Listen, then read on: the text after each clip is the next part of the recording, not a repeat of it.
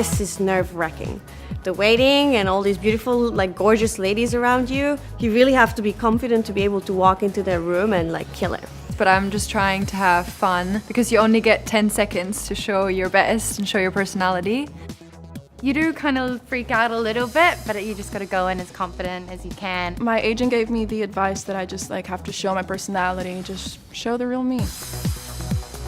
I remember what it was like going into that casting like it was yesterday. I was shaking. Every time I smiled, my cheeks were vibrating. The first time I walked the runway, I was just thinking in my head, don't fall, cross your legs, have a little bit of a vibe going on and smile. I smiled until my cheeks were numb.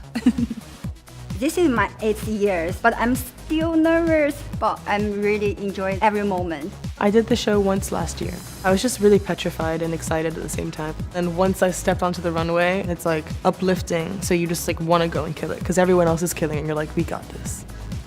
I did a fashion show 6 years ago in 2012. When I walk the runway, I try to be as sexy as possible and have fun. I did my first show in 2016. I remember like walking out, Bruno Mars was performing the segment and I looked at him and I was like, oh, he's putting on a show? Like, I have to put on a show. And I was like, okay, like, this is it.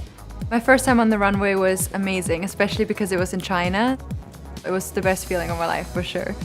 First show I did was Paris 2 years ago. I had a blast. Once I turned the corner, I don't know what happened, but I was just like, oh yeah, this is the dream. I was amazed backstage on my first show that even like the veterans were all so inviting and kind. Because we're all going through the same thing in that moment, everyone just wants to stick together and have a good time. There's totally a sisterhood. Backstage, the compliments that we're giving to each other, the positive vibes that we experience, to me, it's unlike any other show. And you're kind of just all cheerleaders for each other. In the show, we bond together. It's like a party. It's a special show and no other backstage is like that.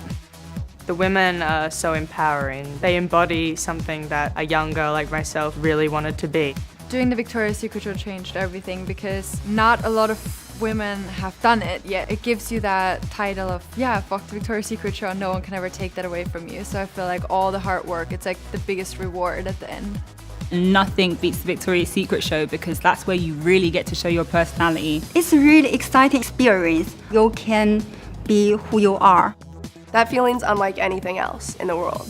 It's like a moment, you know, I dreamed of for a really long time. Some of the other angels I've looked up to since I was a young girl and had them on the front cover of my diaries, and then I'm sitting there talking to them. And then to see your own face like walk out, you're kind of like, did I really do that? Like, I really did that. I mean, you're at Victoria's Secret show, like how can you not walk out there and feel like $1 million?